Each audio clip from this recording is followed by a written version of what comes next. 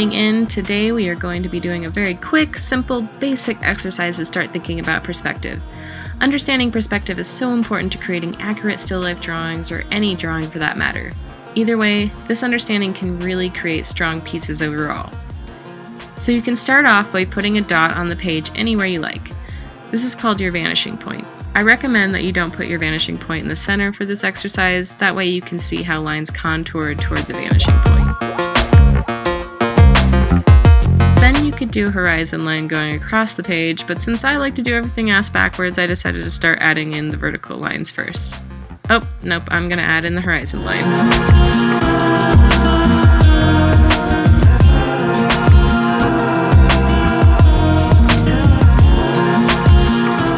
To these vertical lines. You could do this by measuring and being accurate, but ain't nobody got time for that. I got a baby on the verge of waking up, and time is a-wasting. You can use your ruler to create lines. Always start at the vanishing point that you create. So go ahead and finish making your lines.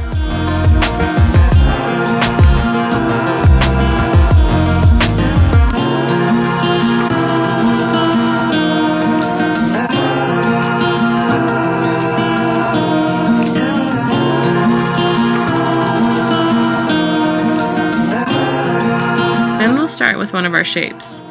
I will start with a sphere. Now a sphere will not become more narrow as it recedes into the vanishing point as a cube would. Its contours remain the same no matter where you put it.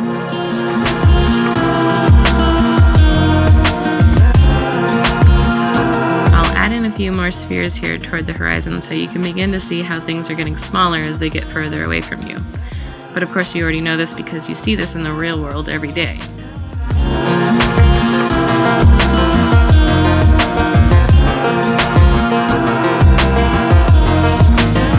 Start to draw a cube. So I'll begin with a Y shape, as you might remember from my video on how to draw a cube. I'll link the other art exercises down in the description for you so you can practice those in case you haven't already.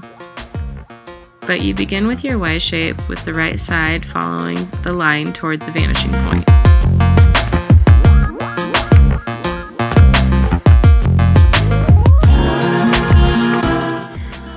As you finish your cube, think about how the object becomes more shallow as it moves closer toward the vanishing point.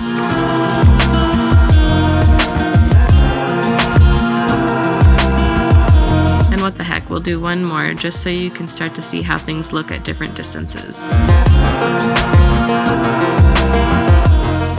We can try for a cone.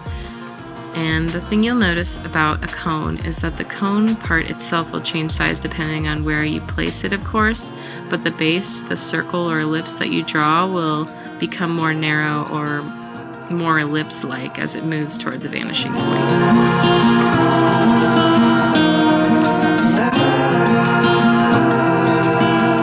And same situation when we draw a cylinder. The base and the top of the cylinder will become more ellipse-like as it moves closer to the vanishing point.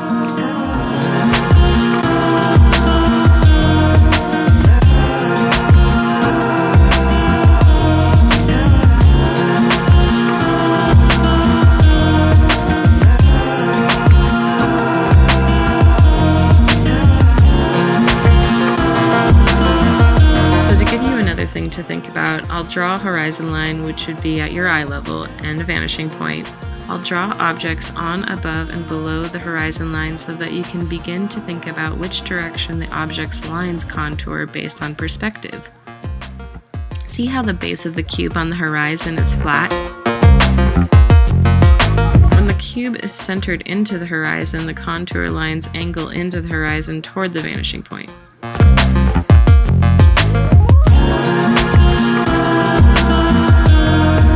When it's above the horizon, the lines are pointing down. Or when the cube is below the horizon, the contour lines point upward. You can do this with a cylinder and you'll notice the bottom of the cylinder is showing when above the horizon, but when it's below it shows the top.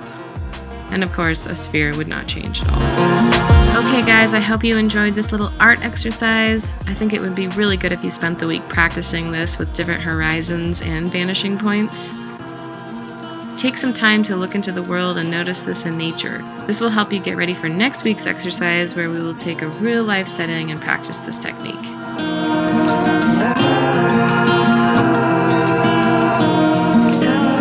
Finally, I wanted to show you the art supplies I have been using for these exercises. I've got a couple of Strathmore tablets here, one sketchbook, and another 18 by 24 pad, which is what I used for this perspective study, a Barack Obama ruler, zebra pencil, number 2 pencil, a couple of different erasers, and finally, here are some drawing books that I have for beginners.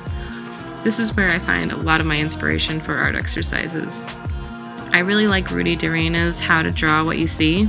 I'll link where you can purchase these items in the description down below. They are Amazon affiliate links, so a small portion of the purchase will go to me at no additional charge to you, and I appreciate that because it helps support this channel so I can keep pumping out these amazing art exercises for you. So thank you so much for tuning into my channel, and if you enjoyed this video, please give it a big thumbs up as it does help me out. And if you want to keep practicing these art exercises, be sure to subscribe as I will be posting regularly. Alright, take care guys.